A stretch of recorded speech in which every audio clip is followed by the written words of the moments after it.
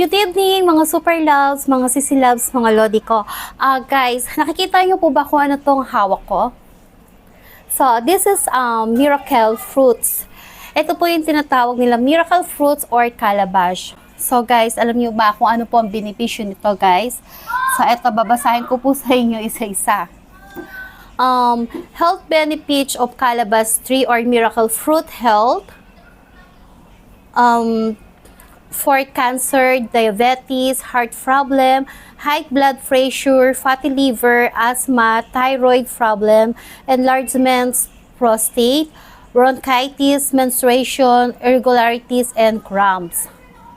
And aging, maturity, wow, digestive problems, and other minor sickness like headaches, fatigue, colds, and flu. So, ayan guys. Alam nyo ba guys, tinamad na po kasi ako ipakita sa inyo kanina. Kaya lang, habang niluluto ko po siya, nang hinayang po ako na gawin tong content na to. So, ayan guys, ang hirap-hirap po niya kasing buksan. Buti na lang po, nang kinuha po siya sa puno po ng kapatid ko po, medyo may crack na po siya. So, doon ko na lang siya binuksan kasi masyado po siya matalas. Yung iba po kasi lagari yung pinagbubukas dito, guys. And then, eto naman, guys. Malambot na po yung kanyang laman. And sabi nila, guys, pag kukunin daw to sa puno, paano daw malalaman? Sa pamamagitan daw ng pitik. Yan. Kapag daw po pinitik mo siya at pwede na po siya, ibig sabihin, yung pitik daw po niya ay, ayan, matunog ba? Ayun, ganun. Tapos guys, ito na nga. Iba naman po, kinukudkud po siya ng kutsara. Pero ako guys, palibasa malambot na. Kinamay ko siya, nagugas naman ako ng kamay. And then, inilagay ko po siya dito sa kasirola. Paglagay ko po sa kasirola guys, kulay white po siya kanina, puting-puti. Pero guys, hindi nyo siya lalagyan ng water, wala kang ihahalo. Kundi po, sabi daw po ay hanggang yan lang po. Kulay white siya kanina, hindi ko lang naipakita. And then after po nun guys, isasala nyo siya ng 40 minutes to 1 hour. So, baba muna natin to. 40 minutes to 1 hour. Then after po nun guys, kailangan po, katamtaman lang yung ating ating afoy. Then, hahaluin po natin siya. Mayat-maya natin hahaluin. Tapos guys, kung napapansin nyo, unti-unti po siya magbablock. Sabi nila, pag black na raw siya, luto na siya. So, kailangan orasan natin para sure. So, inorasan ko po siya ng 45 minutes. So, hindi pa po siya luto, guys. Pero po, ayan po, nagtutubig na po siya. And then, guys, after po nito, pipigain po natin siya. Sasalain muna natin, then pipigain natin siya, guys. Pagkasala, pipigain. Then, yung pigaan po niyan, iyon po yung gagawin nating juices. Then, papalamigin po natin siya and ilalagay po natin siya sa rep. Ang kailangan daw pong inom nito ay 50 ml lang daw. 50 ml pwede na po a day.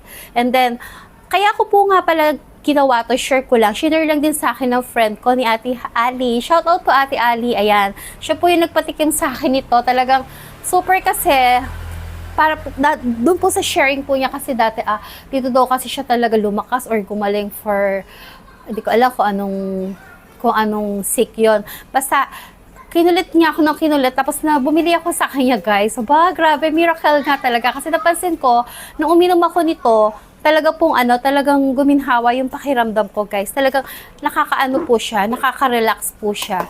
Nakakawala ng sakit ng ulo, pananakit ng ulo, lahat talaga guys. So ayan.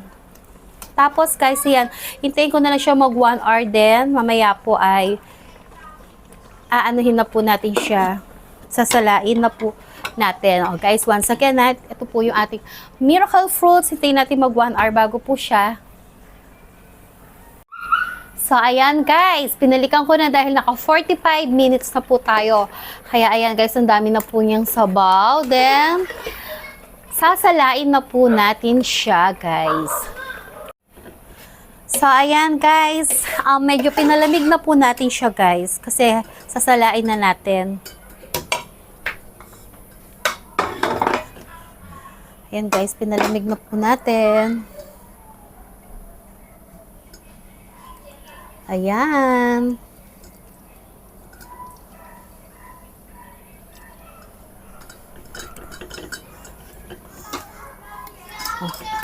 So, kukunin po natin yung katas niya.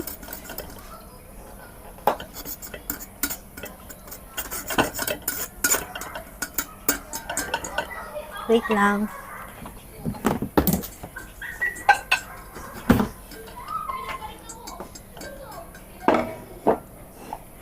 Wait lang po.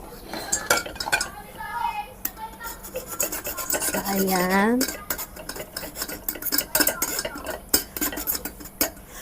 So, salin mo na doon. So, yung ginawa ko dito guys ay isang buong calabash to or miracle fruits. Ganito po siyang karami, madami na rin po siya. So, tiyaga lang po sa pagsasala. Kasi, konti lang po yung kanyang katas or pinaka sabaw po niya. Yung katas ng ating miracle fruits. So, ayan guys, excited na po ako. And then, after nito guys, ilalagay nyo siya sa ref. And, pwede po siyang tumagal ng 1 month. Basta ang importante, nakalagay po siya sa refrigerator. Naka-refrigerate po siya. Makalimutan guys ha, hanggang 50 ml lang po yung inom natin nito. Okay. Ayun. Wow. Dapat pala pinipiga ko siya. Sorry naman.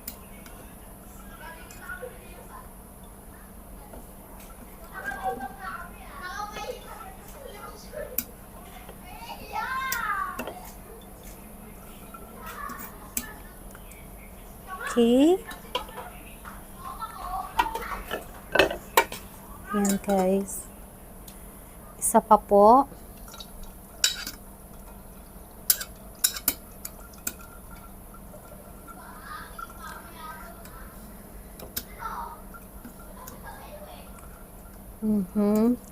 Sobrang kailangan talaga matyaga ka guys. Ayan. Ang dami naman pala siyang, spread mo lang siyang mabuti.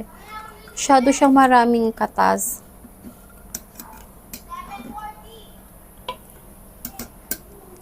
Okay. So, ito na yung katas niya guys, oh.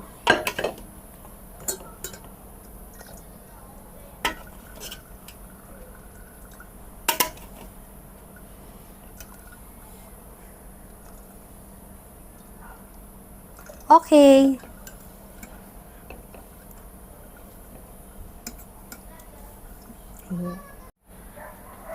So, ayan guys. Tatapusin lang po natin siya. Ayan. Sobrang nakakapagod lang guys sa sa pagpiga. Napagod po ako sa pagpipiga niya. Pero I'm so happy kasi ang dami kong nakuha na tawag dito. Ang dami ko po nakuha na katas ng ating calabash or miracle fruit.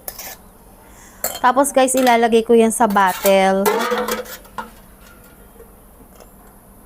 Nalagay ko po sa bottle para po ilagay sa rep. And then sabi nila pwede siyang tumagal ng 1 month. Pwede itong inumin guys. Morning or before bed. Ayan. So guys, kita nyo, ang dami ko na pong yan, ang dami ko na nakuha. So guys, ito na po ang ating miracle fruit calabash. Ilalagay ko na po yan sa isang bottle at ilalagay ko po sa refrigerator. So, saidin natin guys.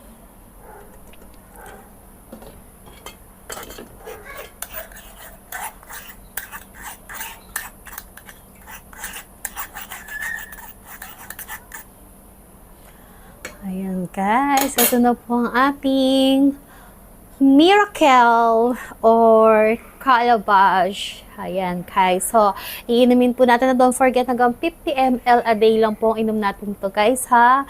Tapos kung gusto nyo malaman ulit kung ano po yung mga benefits niya, paki-rewind lang sa panonood ng aking video. Thank you for watching guys.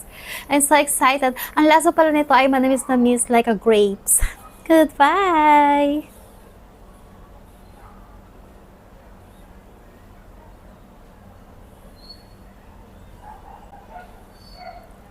Thank you.